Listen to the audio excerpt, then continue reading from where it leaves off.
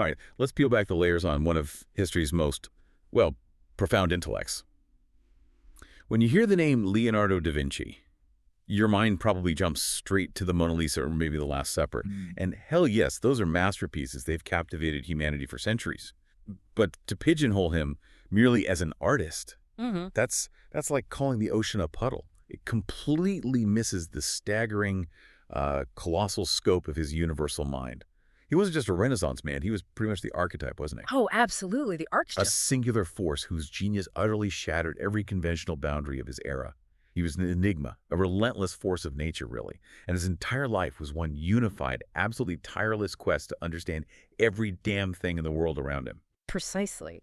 For Leonardo, and he put it beautifully himself, realized that everything connects to everything else. That was fundamental for him. It was a foundational belief. Art and science weren't these separate, distinct disciplines or, categories. They were, in his view, two sides of the very same coin-complementary synergistic tools he wielded to observe, to document, and, well, to truly comprehend the intricate interlocking patterns of the natural world. His entire existence was just a living, breathing testament to this philosophy. And that you, our listener, is our mission today on The Deep Dive. We're going to delve into the primary source material, unearthing the profound connections between Leonardo's extraordinary life, his revolutionary scientific method, and the frankly astonishing array of inventions that sprang from his insatiable curiosity. We're here to understand how his unique science of seeing, what he famously called saper videre, Yeah. was the driving engine behind every fantastical drawing, every groundbreaking discovery, every piece of art that still mesmerizes us today. Think of this as your shortcut to truly grasping the sheer audacity of his genius, revealing the intricate tapestry of art and science that was his very existence. So let's unpack this. To truly understand that universal mind, we have to start at the very beginning of his journey, right? Absolutely. The origins. Leonardo was born April 15, 1452 in Anciano, a little place near Vinci in Tuscany. He was the illegitimate son of a respected Florentine notary and a peasant woman. Now, in the rigid social structure of 15th century Italy, you might immediately think this was a massive disadvantage. Yeah, a huge drawback, socially speaking. No inheritance, no automatic entry into the elite professions, all that stuff. But what's truly fascinating here, and something that comes through clearly, is that this very circumstance, it proved to be a defining, even liberating factor in forming his unique genius. Absolutely. Liberating is the perfect word. Lacking the legitimacy that would have given him access to a formal classical education in the humanities. The standard curriculum for any aspiring gentleman or scholar back then. The standard track. Right. Leonardo was largely self-educated beyond basic reading, writing, and math. This seeming handicap and a strange twist of fate actually freed him from the scholastic tradition of the era. And that tradition, mind you, utterly revered ancient texts by authorities like Aristotle and Galen as the ultimate unchallengeable source of truth. You just didn't question them. So instead of just swallowing the received wisdom of others like everyone else was doing, he was compelled to learn from the primary source he valued above all else, direct empirical observation of nature. This necessity forged his core philosophy, a method he would champion his entire life. He actually wrote about it, didn't he? He did. He wrote, "First I shall do some experiments before I proceed farther, because my intention is to cite experience first, and then with reasoning show why such experience is bound to operate in such a way." Wow. So experience first, then reason. Exactly. This wasn't a man who just read about truth from dusty old scrolls. He built his truth from the ground up, with his own two eyes and hands, testing and observing everything. What a bloody audacious approach for his time. Seriously. It really was. And that foundation was cemented when, around age 15, his father, recognizing his, prodigious artistic talent, apprenticed him to the workshop of Andrea del Verrocchio in Florence. Verrocchio's workshop, not just any old studio. No, not at all. This wasn't just an art studio, you see. Verrocchio's bottega was a true crucible of Renaissance creativity and technical skill, a real hub. It was a place where Leonardo didn't just learn painting and sculpture, but also the practical mechanical arts, metallurgy, chemistry, drafting, the works. Like a Renaissance innovation hub, basically. Exactly. Buzzing with activity, a workshop where art met engineering and craft met intellect. Can you imagine? He was working alongside future masters like Sandro Botticelli and Pietro Perugino, just soaking it all in. And his genius just burst forth, quickly becoming apparent. It was here that he honed his mastery of light and shadow and began developing those revolutionary painting techniques we all know. Sumato. That soft, hazy blending. Yeah, that smoky look. And chiaroscuro, the dramatic interplay of light and dark. But these weren't just artistic flourishes, though, were they? There was something deeper going on. It's fundamental. They demonstrated his profound understanding of how light actually behaves in the real world, how it reveals form, creates depth, and shapes emotion.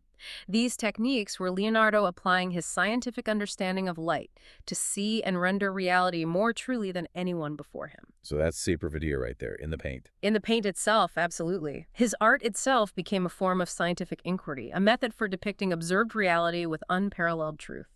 After becoming an independent master in 1478, he got his first major commission, the Adoration of the Magi, around 1480. And that piece was radical, wasn't it? Totally radical for its time, teeming with dynamic figures, complex emotional interactions, a huge departure from the more static religious scenes you usually saw.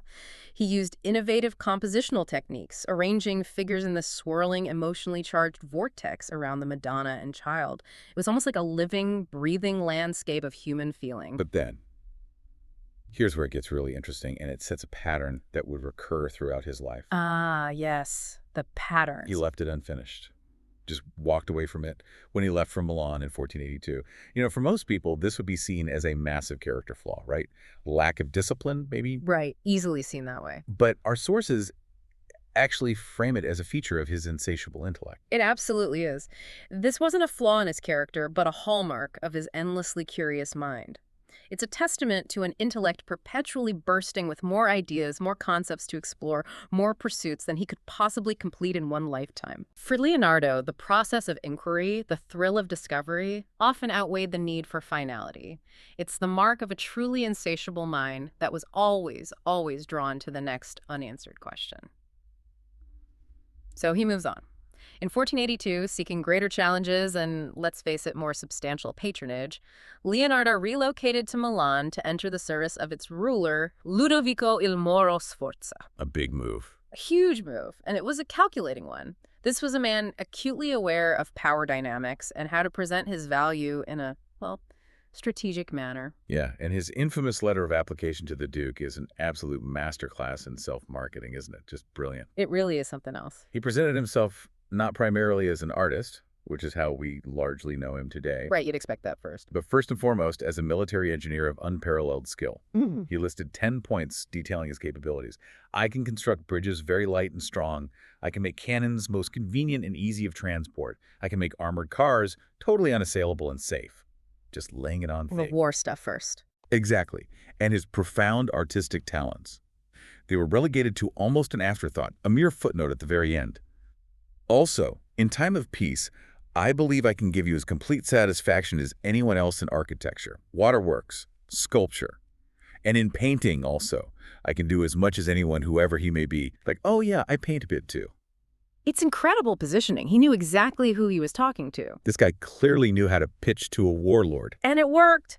Bang! The Duke was convinced, and for the next 17 years, Leonardo truly blossomed as a polymath under Sforza's patronage. Beyond painting and sculpture, he served as an architect, a civil engineer, and crucially, a master of feasts and banquets. The master of feasts. I love that title. It's fantastic, isn't it?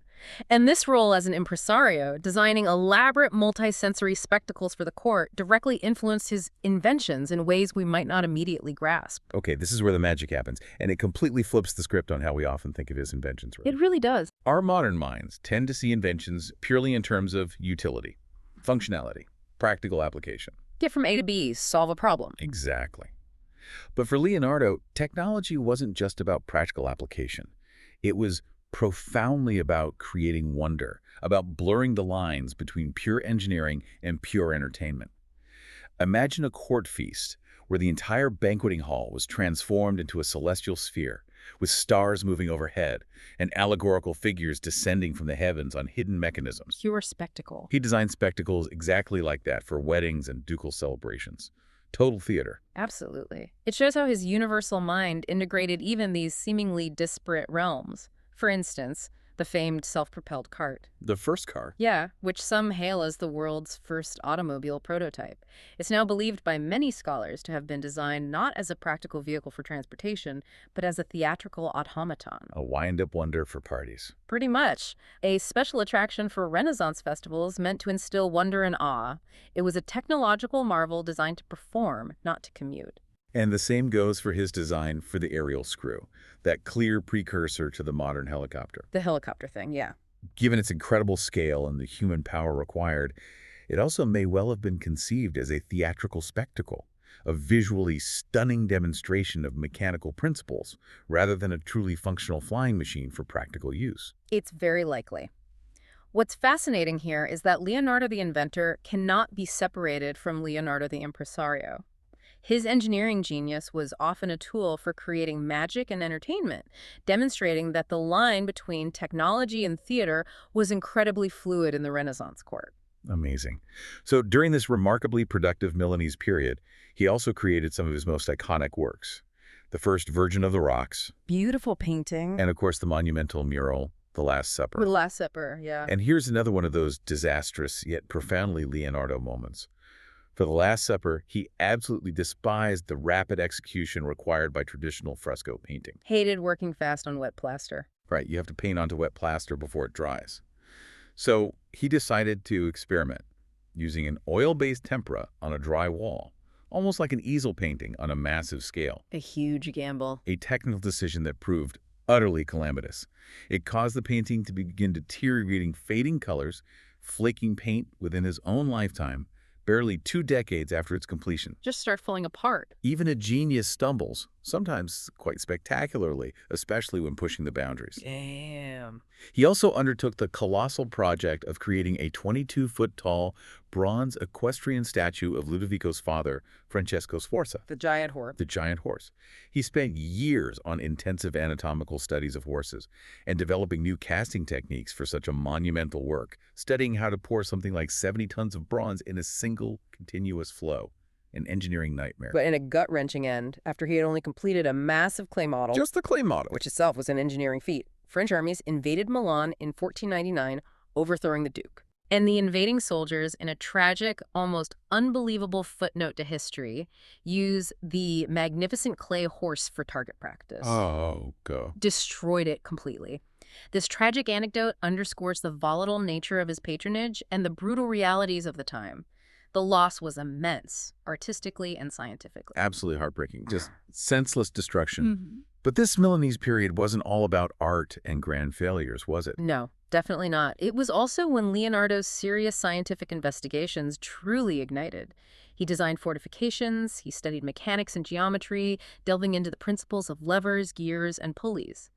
He applied his knowledge of hydraulics to propose improvements to Milan's extensive canal system. Water was always a big thing for him. Always. And most importantly, it was here that he began his first serious anatomical dissections, examining human cadavers for the first time, and developed the lifelong habit of filling those meticulously illustrated notebooks with his torrent of ideas and observations. The notebooks. That's where the real magic was brewing. That's where Saprovitier really went into overdrive in a scientific context.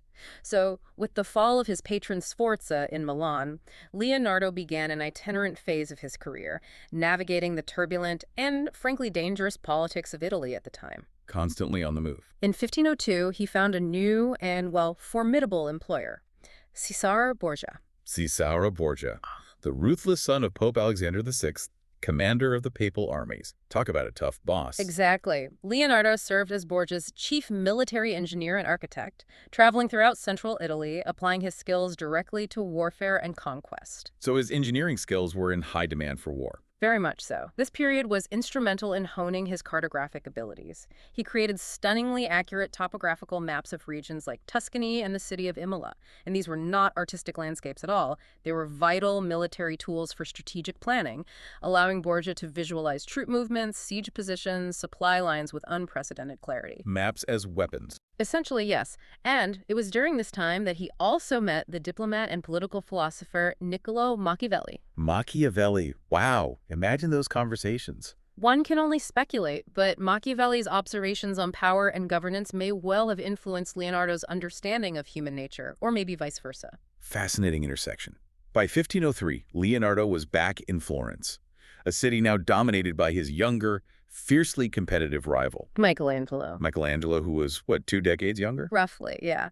And the Florentine government, keen to showcase its artistic might, commissioned both artists to paint massive murals celebrating Florentine military victories in the Great Hall of the Palazzo Vecchio. The ultimate artistic showdown. Truly, Leonardo's battle at Anghiari was to face Michelangelo's battle of Cascina, a clash of titans. And again, another spectacular failure driven by Leonardo's insatiable experimental zeal. What happened this time? He tried a novel technique, an encaustic or hot wax method, inspired by the Roman author Pliny the Elder, who described ancient painting techniques. Hot wax on a wall. Sounds risky. Very. Leonardo attempted to fuse pigments with wax on the wall, but his method of applying heat proved uneven, causing the paint to run and basically destroying the work even before it was finished. Damn it. Not again. Yep. While the mural itself is tragically lost, its dynamic, swirling composition depicting this chaotic cavalry battle is known through copies and preparatory drawings. It's still a testament to his artistic audacity, even in failure. But it was also during the Second Florentine period, around 1503, that he is believed to have begun his most famous portrait. The Mona Lisa. Mona Lisa. The seeds were sown then. Seems so. Oh. From 1508 to 1513, he was back in Milan, this time serving the city's new French governors. There, he plunged even deeper into scientific pursuits, especially anatomy, collaborating for a time with the physician Marcantonio della Torre at the University of Pavia. Getting serious about anatomy again. Very serious. Then he moved to Rome from 1513 to 1516, residing in the Vatican under the patronage of Giuliano de' Medici, Pope Leo X's brother. The Vatican itself should have been good, right? You'd think so. But his time in the papal city was frustrating, to say the least. While he continued his studies, his anatomical research was severely curtailed. How so? The Pope forbade him from dissecting human cadavers, seeing it as sacrilege. Oh, come on. Seriously. Seriously, this was a critical blow to his groundbreaking work, halting some of his most profound investigations right in their tracks. Can you just imagine that? Yeah. A mind so brilliant, so utterly dedicated to understanding the human body down to its very sinews and bones, told no by religious decree. It's a profound what-if moment in the history of science. Absolutely. The potential for accelerating medical knowledge was stifled by dogma. What a bloody shame, a real setback. Yeah. Fortunately, that frustration wasn't the end for Leonardo. He was getting on a bit by then, right? Yeah, he was 64 in 1516. But he received a final, truly prestigious invitation from King Francis I of France. Francis I, a huge admirer. Yes, Francis was a passionate admirer of Italian Renaissance culture and had been thoroughly impressed by Leonardo's work and reputation during the French conquest of Milan. He saw the real deal. Francis offered him the title of premier painter and engineer and architect to the king. Quite a mouthful. Covers all the bases. Pretty much. Along with a generous stipend and a comfortable residence at the manor house of Château de Clos-Lucé, near the king's own royal chateau at Amboise. Nice digs. Very nice. Leonardo, recognizing the unprecedented opportunity for freedom and respect, accepted. He crossed the Alps to spend his final years in France. And the level of esteem, Francis, I showed him was just incredible, wasn't it? Unparalleled, really. The king held Leonardo in the highest regard, famously referring to him as my father. My father. Wow. And visiting him often, allegedly using a secret underground tunnel connecting their two residences just to converse and hear his insights. A secret tunnel. That's brilliant. This generous and respectful patronage gave Leonardo something he rarely had throughout his career. Freedom. The freedom to pursue his own interests at his leisure. So he could finally focus. Yeah, focusing on organizing his scientific notes, teaching his students, and putting final touches on the masterpieces he brought with him from Italy. Which ones did he bring? He brought 3 of his most treasured paintings: the Mona Lisa, the Virgin and Child with St. Anne, and St. John the Baptist, the big 3. And even though he had some physical issues, paralysis in his right hand. Yes, likely a stroke affected his right hand, but he was left-handed. Ah, lucky break. Huge lucky break. So he was able to continue drawing and writing in his notebooks, thank goodness. His final projects included some architectural concepts like a double helix staircase, The one at Chambord. possibly influenced Chambord, yeah, Oh, yeah. and designs for a spectacular mechanical lion for the king's A entertainment. mechanical lion. Seriously. Designed to walk forward and then open its chest to reveal a flurry of lilies, the symbol of the French monarchy. Pure theater again. Always the showman. Leonardo da Vinci died at Clos-Lucé on May 2nd, 1519. Now, you probably heard the romantic legend, popularized by Giorgio Vasari, that he died in the arms of King Francis I. The famous deathbed scene. Yeah. Well, debunking time. Our sources indicate that court records show the king was actually elsewhere on that day, attending to other matters. So, sadly, probably not true. Probably not. But the spirit of the story, you have to admit, beautifully captures the profound admiration the king had for him, even if the literal detail is, well, apocryphal. Absolutely. It speaks volumes about their relationship. Decades later, Francis Intaya would tell the sculptor Benvenuto Cellini that there had never been another man born in the world who knew as much as Leonardo. Not so much about painting, sculpture, and architecture as that he was a very great philosopher. High praise indeed. A very great philosopher. That sums it up. And Leonardo bequeathed his vast collection of manuscripts, drawings, and paintings to his most loyal student and heir, Francesco Melzi. What an incredible legacy to leave behind. A true intellectual treasure chest, those notebooks. Absolutely immense. And what a legacy it is. To truly understand Leonardo's inventions, his art, his very approach to the world, you have to grasp the unique cognitive framework that produced them. The sapere-veder. Knowing how to see. It wasn't passive looking, was it? It was active, analytical, deeply empirical.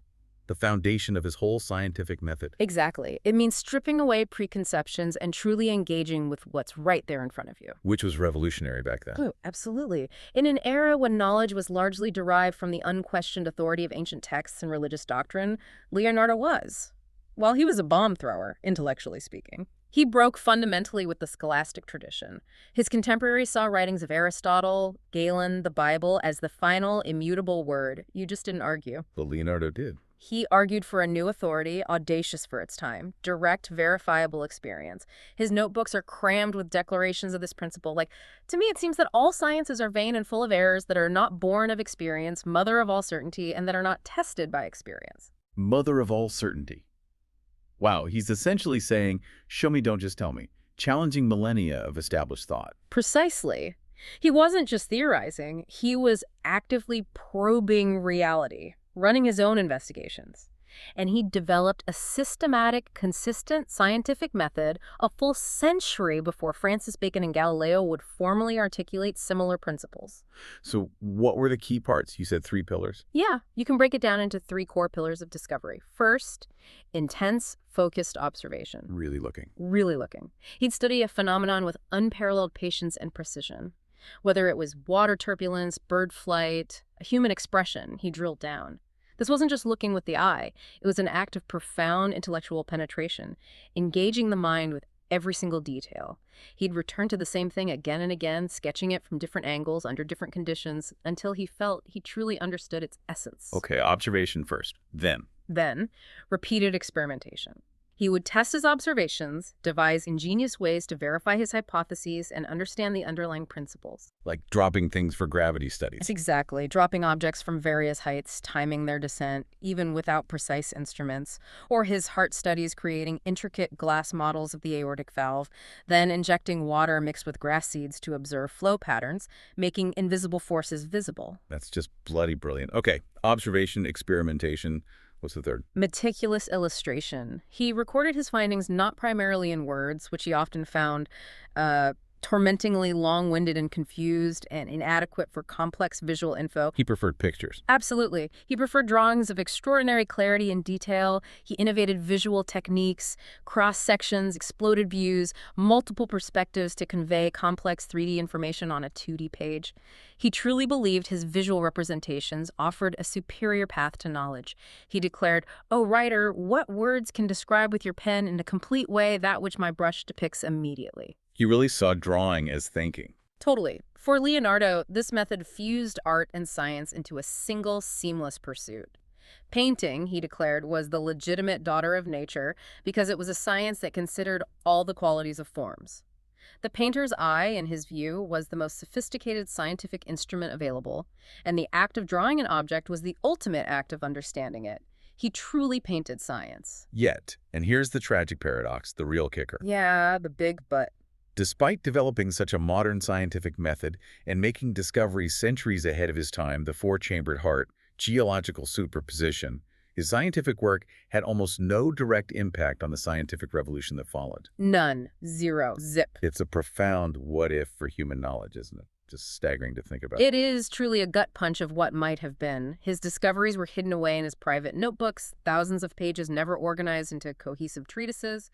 He never published his planned works on anatomy, painting, science. Just stacks of notes. Stacks of brilliant, disorganized notes, written in that mirror script, scattered without order. They remained largely unknown to the wider scientific community until the 19th century, over 300 years after his death. So Galileo, Kepler, Newton.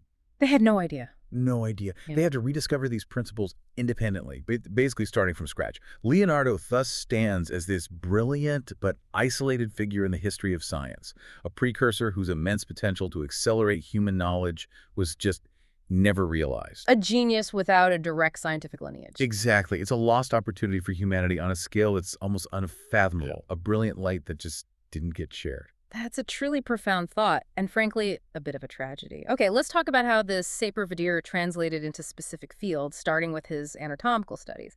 This is where his artistic necessity became a full-blown scientific obsession, right? Spot on. Initially, his interest was practical. Like his master Verrocchio and his rival Michelangelo, he understood that to depict the human form realistically, to truly capture human movement and emotion on canvas, an artist needed to know the underlying structure.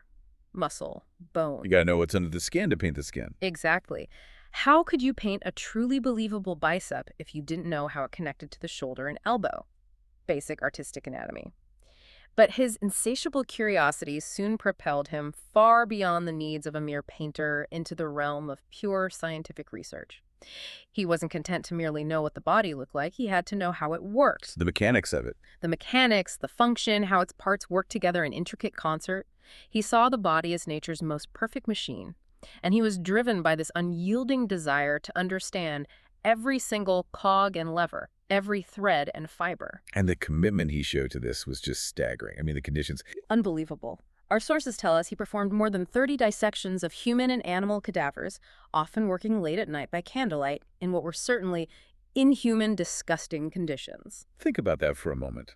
No refrigeration. The smell must have been horrendous. The risk of disease. Not to mention the social and religious taboos against desecrating the human body. All of this driven by an unyielding thirst for knowledge, just pushing boundaries constantly. His methods were as innovative as his observations. He pioneered the use of cross-sectional drawings to reveal layered structures, like slicing an onion, detailing muscles, tendons, bones meticulously. Seeing inside. Exactly. And in a truly ingenious move, he invented a technique of injecting molten wax into the ventricles of the brain to create a cast of their exact shape. This allowed him to study their precise form and volume. Wax casting the brain, that's incredible. Isn't it? The accuracy and clarity of his drawings of the human skeleton, muscles, organ systems were unparalleled for centuries. Some are still used in medical lectures today. That's how good they were. A testament to his precision. And this profound anatomical knowledge was then fed back directly into his art, wasn't it? Elevating it. Absolutely. It took it to a new level of psychological realism.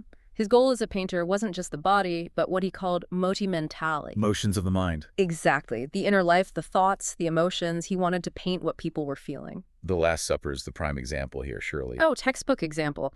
The apostles aren't static figures, like in earlier art. They are a profound study in human emotion, each reacting to Christ's shocking announcement of betrayal with a unique, anatomically precise posture and gesture that reveals their inner state. You can almost read their minds through their bodies. You really can. A 3D analysis shows his sophisticated understanding of biomechanics.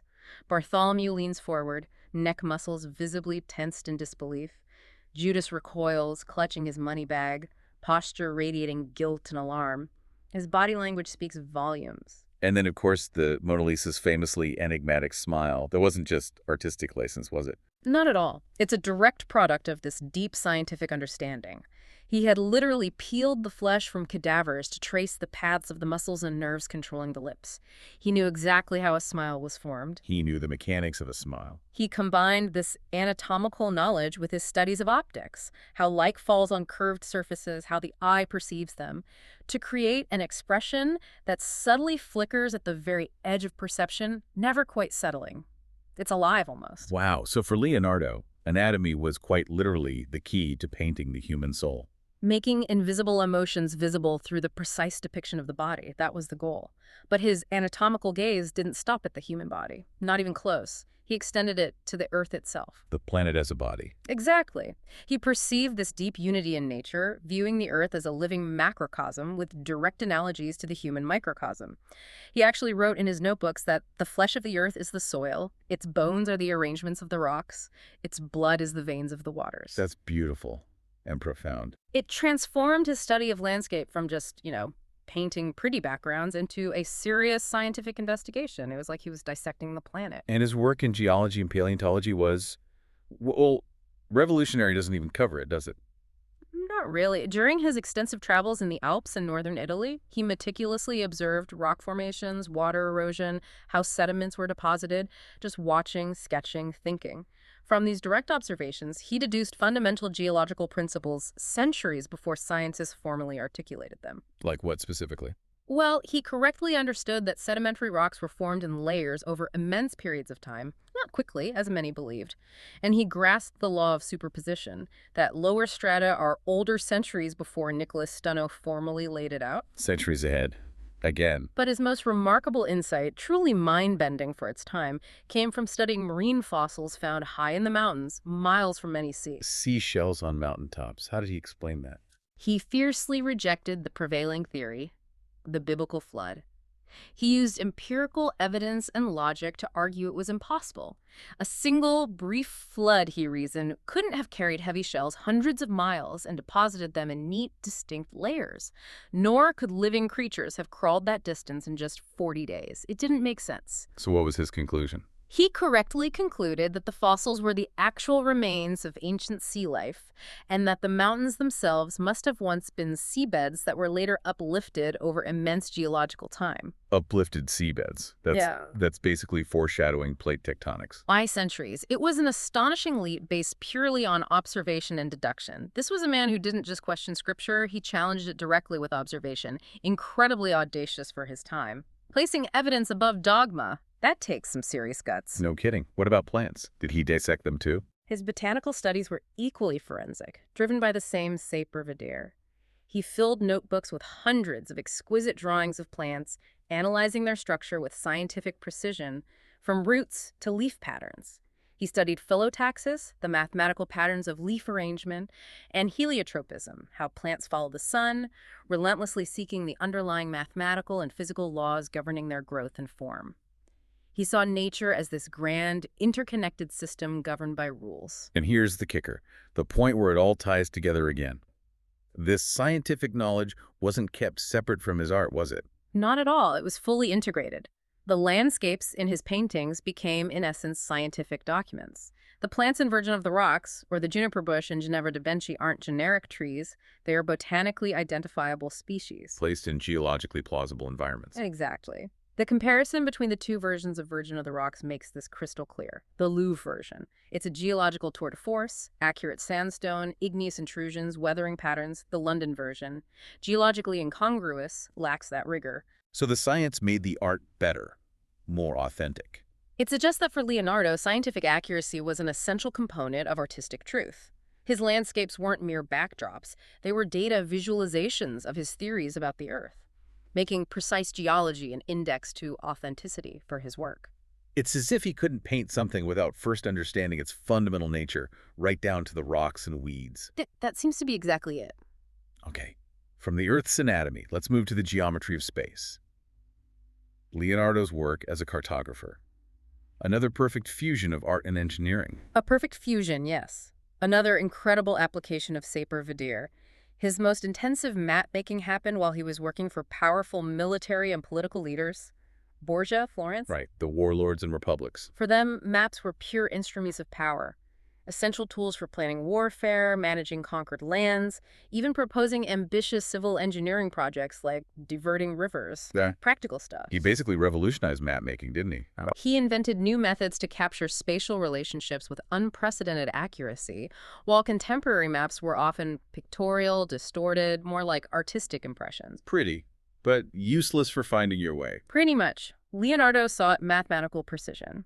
He used instruments he designed himself, like an odometer, a gear-driven device to measure ground distances by counting wheel rotations. A step counter for a cart. Basically, yeah. And a sophisticated magnetic compass to get precise bearings. Data collection. And he then combined this incredibly accurate ground-level data with a conceptual volo d'uccello. Bird's eye view. Right, to create maps that were both geometrically sound and visually intuitive, like he was floating above the landscape. It was like he was creating the first Google map, giving a truly top-down, scaled perspective centuries before anyone else even conceived of such a thing. Mind-blowing. Mind-blowing, really. His 1502 map of Imola is the famous one, right? It's a landmark in cartography. Considered the earliest extant ethnographic plan, a true drop-down scaled map. Unlike earlier maps, every street, building, piazza is drawn to a consistent mathematical scale. How accurate was it? So accurate that it can be directly overlaid onto a modern satellite image of the city with minimal discrepancy. It's truly stunning considering he was relying on manual measurements and his own extraordinary observational skills. Wow, just pacing things out and drawing. And he had another innovation with these plans. Yes, in another brilliant move, Leonardo showed how to use this 2D ethnographic plan to construct a mathematically correct 3D perspective view of the city, a technique used right up until computer-aided design, CAD. Amazing foresight. His maps are also distinguished by their obsessive focus on hydrography. Rivers, canals, lakes are often the most prominent features. Water again.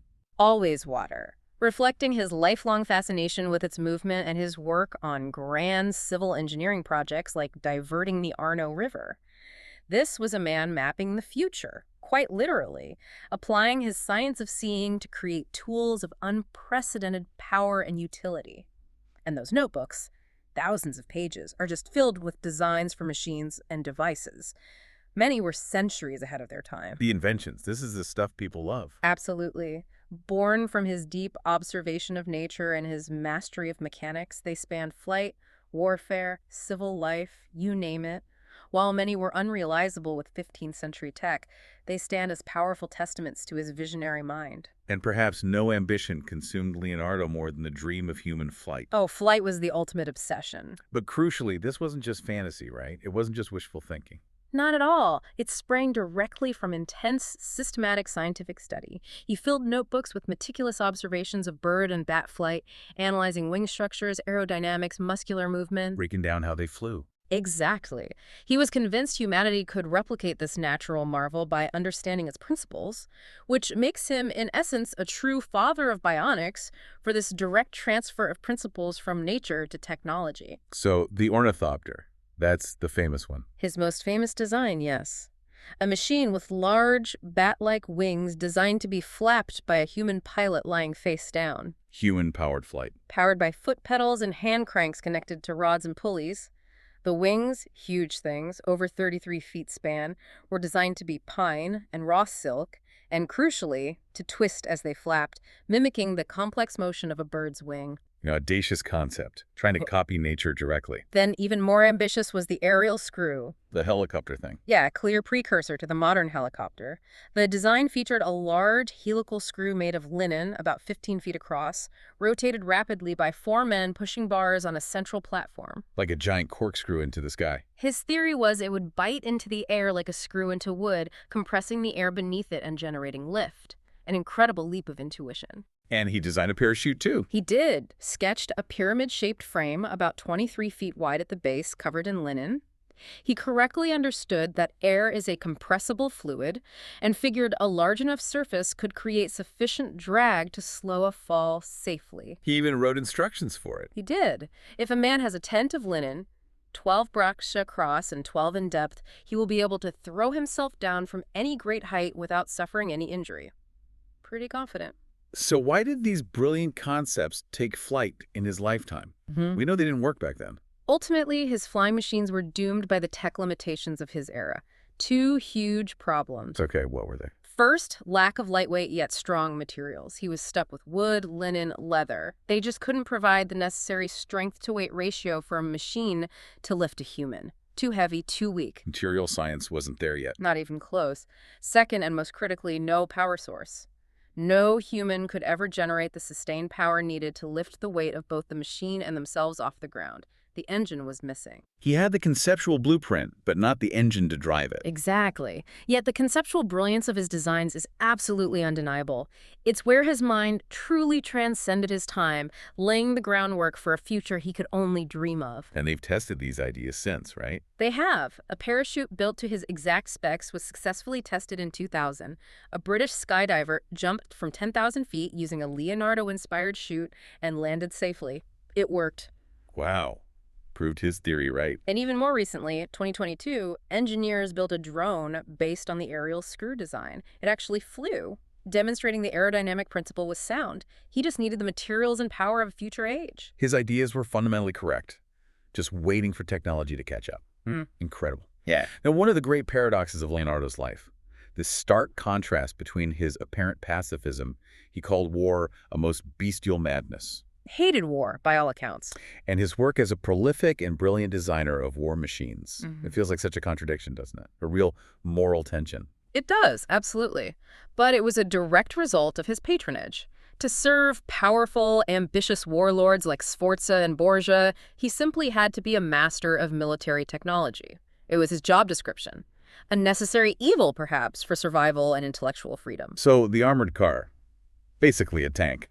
His design for an armored car is effectively the blueprint for the modern tank, conceived over 400 years before the first tank saw action. It was circular, turtle-shaped, covered in protective plates. Propelled by guys inside cranking away. 8 men inside turning cranks, yeah.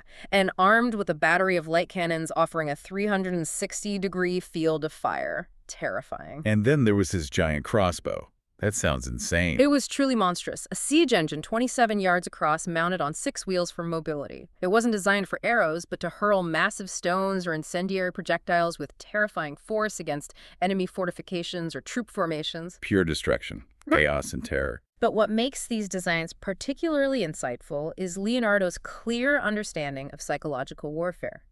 He knew the real power wasn't just disruption, but inspiring shock and awe. He wrote about that. He wrote that the smoke and shot from his cannons would cause great terror to the enemy, and the roar of another weapon would seem like a miracle.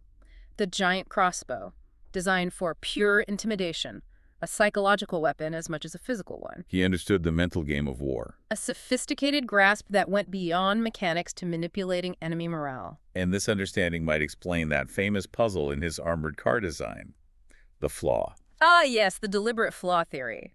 His sketches, meticulous as they are, contain this critical error. The gears for the wheels are arranged to turn in opposite directions, meaning the vehicle couldn't move. It's literally impossible. Which, for Leonardo, a master of mechanics, seems unlikely to be an accident. Highly improbable, if not outright impossible. He could design intricate clockwork. So a compelling explanation, widely discussed, is that the flaw was deliberate sabotage. Sabotage. Consider his own words. Most bestial madness. As a man frustrated with the tyrannical ambition of his patrons, using his genius for bloody conquest, he might have fulfilled his contract on paper, designing the fearsome weapon. But secretly made sure it wouldn't work. Exactly. Through a subtle but fatal flaw, ensuring it could never be built and used for the slaughter he envisioned. It's an almost chilling thought, isn't it? An engineer grappling with the ethics of his own creations, embedding a moral struggle into a technical drawing. A silent protest, perhaps, hidden in plain sight for centuries? Fascinating. Beyond flight and war, his inventive mind also tackled civil engineering, practical mechanics, even court entertainment. That self-propelled cart. Drawn around 1478, yeah. Often hailed as the world's first automobile or robot, designed long before anyone else dreamed of such things. How did it work? Springs. Ingeniously powered by a clockwork-like mechanism of coiled springs, like a giant wind-up toy. A 3-wheeled wooden vehicle, and it featured a rudimentary form of programmable steering.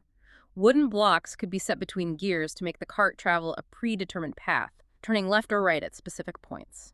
programmable steering in the 1470s. The technology was so advanced, its exact workings baffled scholars for centuries, until the late 20th century when a working model was successfully built. And its main purpose? Likely theatrical again. Almost certainly, as we discussed, Okay. to inspire awe at court festivals. A marvel of ingenuity designed to delight and amaze. And he designed a robot knight, too. A robotic knight, yeah. A full suit of armor animated by a complex system of pulleys and cables. It could sit, stand, move its arms as if bowing or saluting. Again for the parties, bringing fantasy to life. Exactly. His lifelong study of water, that consistent fascination, also yielded numerous practical hydraulic inventions. Like bridges and canals. He designed a revolving bridge, lightweight, rapidly deployable, swung into place by armies needing to cross rivers. Brilliant military engineering. And he made significant improvements to canal lock systems, designing the miter lock gates that are now standard. Some are apparently still in use today in Milan, facilitating transport, controlling water for irrigation, flood control. Still in use. That's incredible longevity. And the diving suit in Venice. Ah, yes, designed in Venice for underwater warfare, intended for sneak attacks against enemy ships. What was it like? A full leather suit, a mask with glass eye openings, and 2 long cane-breathing tubes running up to a cork in leather float on the surface for air. He thought of everything, didn't he? Showing his remarkable attention to practical detail, the suit even included a small bag for the diver to urinate in. Seriously, he thought of that. A pragmatic consideration for long underwater operations, and a valve-operated balloon for adjusting buoyancy to surface or sink. This was a man thinking of every damn detail for a submerged operation, envisioning possibilities far beyond anything conceived of in his time. Bringing the future into his present. Again and again. It's truly incredible to think about, isn't it? And nearly everything we know about Leonardo's scientific thought, his inventive genius, it all comes from one source. Those thousands of pages of notes and drawings he left behind. The notebooks, they are the key. Later bound into volumes we call codices, they're the most direct, unfiltered window into one of history's most extraordinary minds. When did he start keeping them? From the 1480s until his death, he maintained this constant, almost obsessive habit of recording his thoughts, observations, theories, designs on loose sheets of paper he carried with him. These pages, over 4,000 survive today, are a direct, unfiltered stream of his consciousness. They aren't organized treatises, not clean academic papers. Just a brain dump, basically. A chaotic and brilliant tapestry of ideas, constantly being revised and expanded upon. Raw thought. And chaotic is absolutely the right word. A single sheet might contain a detailed anatomical drawing of a heart, a sketch for a hydraulic machine, complex calculations for a cathedral dome. And a grocery list for bread and wine right next to it. Exactly. This disorganization perfectly illustrates the way his mind leaped across disciplines, seeing connections everywhere, unconstrained by conventional categories or neat academic boxes. It's like his brain was constantly firing on all cylinders, just throwing ideas onto the page as fast as they came to him, nonstop. And he famously wrote most of it backwards. In that dense right-to-left mirror script, yeah. While this has fueled speculation for centuries that he was trying to keep his work secret, like proto-encryption. The secret code theory. Right. The more likely explanation, supported by analysis of his writing habits, is that it was simply more comfortable and natural for him as a left-handed writer. Ah, practicality. Stop smudging the ink. Exactly. It prevents his hand from smudging the ink as he wrote across the page. Ultimately, regardless of the reason, these notebooks are the ultimate record of his method of sapere video, capturing the process of inquiry as it happened, the very raw material of genius. It's truly a tragedy, though, what happened to these treasures after his death. What a mess. Oh, it's heartbreaking. After Leonardo died, his loyal student and heir, Francesco Melzi, diligently preserved the notebooks. He apparently intended to publish them. But he didn't. No. And upon Melzi's death, his family, not fully appreciating their value, allowed the vast collection to be tragically dispersed, sold off, broken apart. Scattered to the winds. Much was lost forever, pages scattered, some even apparently used as wrapping paper. It's enough to make you weep. Oh, God. Using Leonardo's notebooks for wrapping paper. Criminal. Over the centuries, dedicated scholars and collectors began the painstaking process of reassembling some of the scattered pages into the bound volumes, the codices we know today. Thank goodness for them. So the Codex Atlanticus, that's the big one, right? The largest and most famous collection, yes. Housed in Milan's Bibliotheca Ambrosiana, it's a vast scrapbook, 11,419 pages on nearly every subject Leonardo studied: engineering, science, art, What's in it? Some of his most iconic engineering drawings, the Ornithopter, aerial screw, armored car, weapons, hydraulic devices, it's a testament to the sheer breadth of his restless mind. Okay, then the Forster codices. A set of 5 smaller notebooks bound into 3 volumes, held by the Victoria and Albert Museum in London. Their contents are wondrously miscellaneous. A bit of everything. Totally. Hydraulic engineering schematics, mathematical theory of proportions, sketches of courtly costumes, studies for the Sforza horse, early notes on human anatomy. They really show how his mind flitted from one interest to the next. And the Codex Lester. That's the one Bill Gates bought. That's the one. Formerly the Codex Hammer. It's perhaps the most thematically coherent of the major codices, focusing almost exclusively on Leonardo's lifelong obsession, water. All water all the time. Pretty much. Its 72 pages are filled with his theories on hydrodynamics, river currents, erosion, plus those groundbreaking geological and paleontological observations on fossils and rock stratification. It is, in essence, his masterwork on the natural world. And it also contains that incredible explanation for planet shine. Yes, the faint glow on the dark portion of a crescent moon. He correctly identified it as sunlight reflected from the Earth, illuminating the moon. A full century before Johannes Kepler formally proved it. Just wow. Again, centuries ahead. And its modern history is fascinating, too. It is. Purchased by the industrialist Armand Hammer in 1980, then sold at auction in 1994 to Bill Beats for over $30 million. Most expensive manuscript ever sold at the time. $30 million. For a notebook. But what a notebook! And Gates, to his credit, had the pages digitally scanned and has since made them available for public exhibition around the world, ensuring its profound insights are accessible to all. That's great. A profound testament to the enduring value of his raw thought, having such an active life and influence centuries after his death. So wrapping this all up, the legacy of Leonardo da Vinci is one of profound and, well, inspiring paradoxes, isn't it? Yeah, awfully complex. He was this universal genius whose boundless curiosity propelled him to the forefront of dozens of fields, art, engineering, anatomy, you name it. Yet that same curiosity often distracted him. Pulled him into any direction. Exactly. Leading him to abandon projects as new, more tantalizing interests captured his imagination, the unfinished master. He was also a relentless perfectionist, striving for absolute truth in his observations and depictions.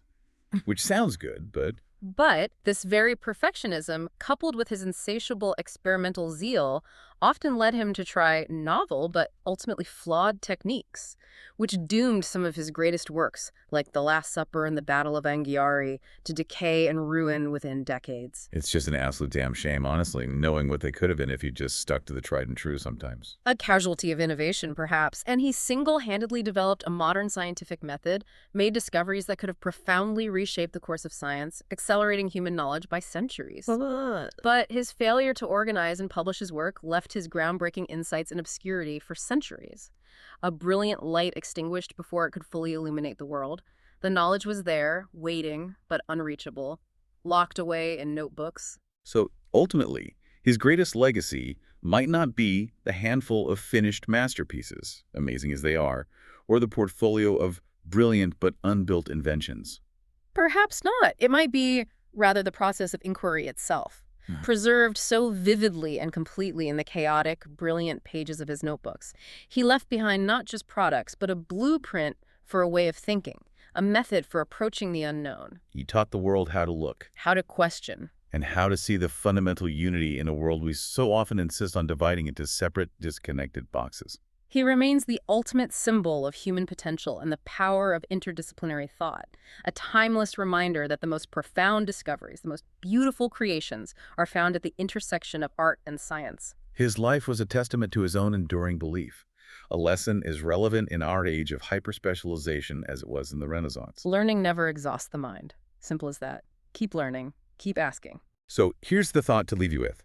If Leonardo da Vinci, a mind so unfathomably vast, could find learning an endless wellspring of joy and discovery, what artificial boundaries are we imposing on our own curiosity? Good question. What forgotten notebooks are waiting to be opened, not just from centuries past, but maybe within ourselves, if only we embrace our own saper vidir? We encourage you, really, look for the connections in your own life. Embrace your own inner polymath, however small it might feel. And challenge conventional wisdom, just as he did. Because, as Leonardo showed us so magnificently, the greatest discoveries often lie at the intersection of seemingly disparate fields. Keep observing, keep experimenting, and never stop seeing the wonder in everything around you.